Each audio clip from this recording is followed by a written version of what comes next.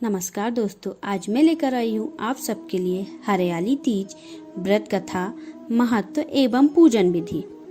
हरितालिका तीज का पावन त्योहार आ गया है। इस दिन सुहागन महिलाएं अपने पति की लंबी उम्र के लिए निर्जला व्रत रखती हैं और फिर अगले दिन पूजा के बाद इस व्रत का पारण किया जाता है।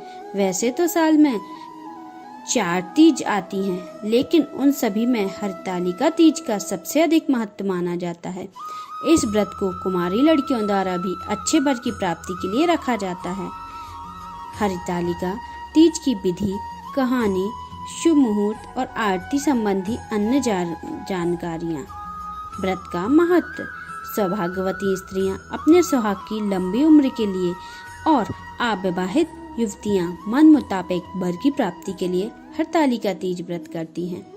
सर्वप्रथम इस व्रत को माता पार्वती ने भगवान शंकर के लिए रखा था, इसीलिए इस दिन विशेष रूप से गौरी शंकर की पूजा होती है। उत्तर भारत के कई राज्यों में इस दिन मेहंदी लगवाने और झूला झूलने की प्रथा भी है। इस त्योहार की रौनक विशेष तौर पर उत्तर प्रदेश और पूर्वांचल और बिहार में देखने को मिलती है। इस व्रत को निर्जला रखा जाता है और अगले दिन पूजन के पश्चात ही व्रत खोला जाता है। व्रत विधि। इस दिन व्रत करने वाली स्त्रियां सूर्योदय से पहले ही उठ जाती हैं और स्नान कर श्रृंगार करती हैं। पूजा के लिए केले के पत्तों से मंडप बनाकर भगवान शिव और माता पार्वती की प्रतिमा स्थापित की जाती है। पार्वती जी को सुहाग का सारा सामान चढ़ाया जाता है और इस दिन निर्जला व्रत रखा जाता है। फिर रात में भजन कीर्तन किया जाता है और शिव पार्वती विवाह की कथा सुनी जाती है। इसके उपरांत प्रातःकाल स्नान करने के बाद पूजा का श्रृंगार सामग्री को किसी सुहागिन महिलाओं को दान कर व्रत खोला जाता है। हरितालिका तीज पूजन सामग्री। हरितालिका के व्रत में एक दिन पहले ही पूजा की सामग्री जुटा लेना, जो इस प्रकार है: गीली मिट्टी, बेलपत्र, शमी पत्र, केले का पत्ता, धतूरे का फल और फूल, अकावा का फूल, तुलसी, मंजरी, जनेऊ, वस्त्र, मौसम्बी फल फूल, नारियल, कलश, अवीर, चंदन, घी, कपूर, कुमकुम, दीपक, दही, चीनी, दूध और शहद। पूजा विधि। हरितालिका तीज व्रत माता गौरी और भगवान शंकर को समर्पित है। इस दिन व्रत रखने वाली महिलाओं को सुबह स्नान करके व्रत करने का संकल्प ले लेना चाहिए। इसके बाद पूजन की सभी सामग्रियां एकत्रित कर लें। पूजा घर में कलश की स्थापना करके उस पर स्वर्ण आदि निर्मित शिव गौरी को प्रतिष्ठित करें। सुहाग की सामग्री माता पार्वती को अर्पित करें। शिव जी को भी वस्त्र अर्पित करें। हरितालिका व्रत कथा सुने, फिर भगवान गणेश, माता पार्वती और शंकर जी की आरती उतारें। रात को जागरण करें। फिर अगले दिन सुबह स्नान कर माता पार्वती का पूजन करें। भोग लगाने के बाद ककड़ी खाकर व्रत खोलें। पार्वती जी को चढ़ाई गई श्रृंगार सामग्री को किसी सुहागिन को दान कर दें। हरितालिका तीज व्रत कथा। हरितालिका तीज व्रत रखने वाली महिलाओं को हरितालिका तीज व्रत कथा को पढ़ना या सुनना जरूरी होता है। पौराणिक मान्यता के अनुसार एक बार भगवान शिव ने पार्वती जी को उनके पूर्व जन्म की याद दिलाने के लिए इस व्रत के महत्तम कथा को कही थी, जो इस प्रकार है: हे गौरी, पर्वतराज हिमालय पर स्थित गंगा के तट पर तुमने अपनी बाल्यावस्था में 12 वर्षों तक अधोमुखी होकर घोर तप किया था। इसकी अवधि तुमने अन्न ना खाकर पेड़ों के सूखे पत्ते चबाकर व्यतीत किए। माघ की विकराल शीतलता में तुमने निरंतर जल में प्रवेश करके तप किया। वैशाख की जला देने वाली गर्मी में तुमने पंचाग्नि से शरीर को तपाया। श्रवण की मूसलाधार बारिश में खुले आसमान के नीचे बिना अन्न जल ग्रहण किए समय व्यतीत किया। तुम्हारे पिता तुम्हारी कष्ट साधना तपस्या को देखकर बड़े दुखी होते थे।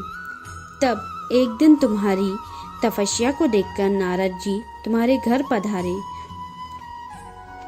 तुम्हारे पिता ने हृदय से अतिथि सत्कार करके उनके आने का कारण पूछा। नारद जी ने कहा, गिरिराज, मैं भगवान विष्णु के भेजने पर यहाँ उपस्थित हुआ हूँ। आपकी कन्या ने बड़ा कठोर तप किया है। इससे प्रसन्न होकर वे आपकी सुपुत्री से विवाह करना चाहते हैं। इस संदर्भ में आपकी राय जानना चाहता हूँ। नारद जी ने बात सुनकर गिरिराज जी गदगद हो उठे। उनके तो पैरों के सारे क्लेश ही दूर हो गए। प्रसन्न होकर वे बोले, श्रीमान, यदि स्वयं विष्णु मेरी कन्या का वरण करना चाहते हैं तो भला मुझे क्या आपत्ति हो सकती है।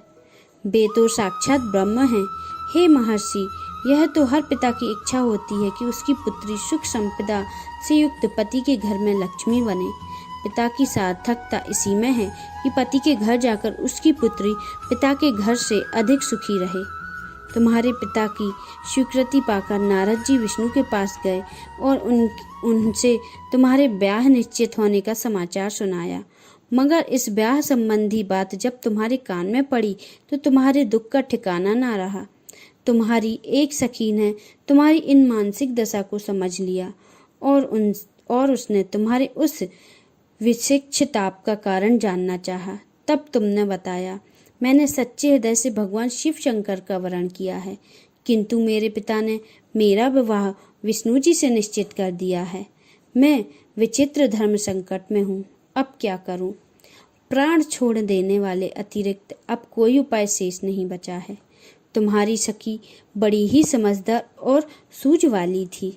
उसने कहा, सखी, प्राण त्यागने का इसमें कारण ही क्या है। संकट के मौके पर धैर्य से काम लेना चाहिए।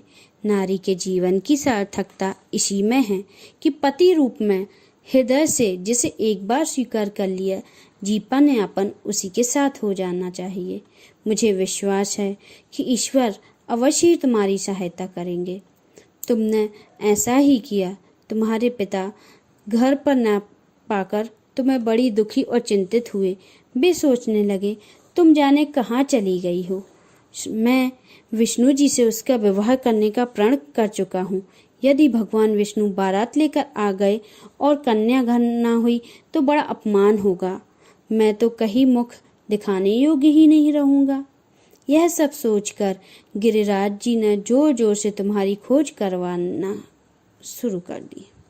इधर उधर तुम्हारी खोज होती रही और उधर तुम अपनी सखी के साथ नदी के तट पर एक गुफा में मेरी आराधना में लीन थी। भाद्रपद शुक्ल तृतीया को हस्त नक्षत्र था। उस दिन तुमने रेत के शिवलिंग का निर्माण करके व्रत किया। रात भर मेरी स्तुति की, गीत गाकर जागी। तुम्हारी इस कष्ट साध तपस्या के प्रभाव से मेरा आसन डोलने लगा। मेरी समाधि टूट गई और मैं तुरंत तुम्हारे समक्ष जा पहुंचा और तुम्हारी तपस्या से प्रसन्न होकर तुमसे वर मांगने के लिए कहा। तब अपनी तपस्या के फलस्वरूप मुझे अपने समक्ष पाकर तुमने कहा, मैं हृदय से आपको अपने पति के रूप में वरण कर चुकी हूँ। यदि आप सचमुच मेरी तपस्या से प्रसन्न होकर आप यहाँ पधारे हैं तो मुझे अपनी अर्धांगिनी के रूप में स्वीकार कर लीजिए। तब मैं तथास्तु कहकर कैलाश पर्वत पर लौट आया।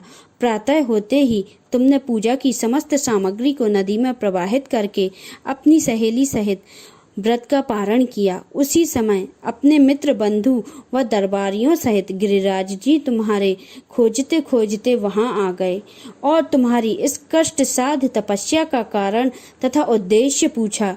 उस समय तुम्हारी दशा को देखकर गिरिराज जी अत्यंत दुखी हुए और पीड़ा के कारण उनकी आंखों में आंसू आ गए थे। तुमने उनके आंसू पोंछते हुए विनम्र स्वर में कहा, पिताजी, मैंने अपने जीवन का अधिकांश समय कठोर तपस्या में बिताया है। मेरी इस तपस्या का उद्देश्य केवल यही था कि मैं महादेव की पति के रूप में पाना चाहती थी। आज मैं उनकी तपस्या की कसौटी पर खरी उतरी हूँ। आप क्योंकि विष्णु जी से मेरा विवाह करने का निर्णय ले चुके थे, इसलिए मैंने अपने आराध्य की खोज में घर छोड़कर चली आई थी। अब मैं आपके साथ इसी शर्त पर घर आऊंगी कि आप मेरा विवाह विष्णु जी से ना करके महादेव जी से करें। गिरिराज जी मान गए और तुम्हें घर ले गए। कुछ समय के पश्चात शास्त्रों तक विधि विधान पूर्वक उन्होंने हम दोनों के विवाह सूत्र में बांध दिया। हे पार्वती, भाद्रपद की शुक्ल तृतीया को तुमने मेरी आराधना करके जो व्रत किया था, उसी के फलस्वरूप मेरा तुमसे विवाह हो सका। इस महत्व यही है कि मैं इस व्रत को करने वाली कुंवारी कन्याओं को मनवांछित फल देता हूँ और सौभाग्यशाली स्त्रियों की सौभाग्य अखंड रखता हूँ, और प्रत्येक सौभाग्यशाली स्त्री और कन्या को यह व्रत एक निष्ठ तथा आराधना और पूरी आस्था के साथ करना चाहिए। बोलो भोले बाबा और माता पार्वती की जय। कथा समाप्त। हमारे चैनल को सब्सक्राइब नहीं किया है तो जल्दी से आप सब्सक्राइब कर लें, जिससे आने वाले वीडियो आपको जल्दी जल्दी मिलते जाएं, और नोटिफिकेशन बेल आइकन को प्रेस करें, जिससे आपको हमारे वीडियो का नोटिफिकेशन मिलता रहे, और लाइक और कमेंट करना ना भूलें। आप सभी को नमस्कार।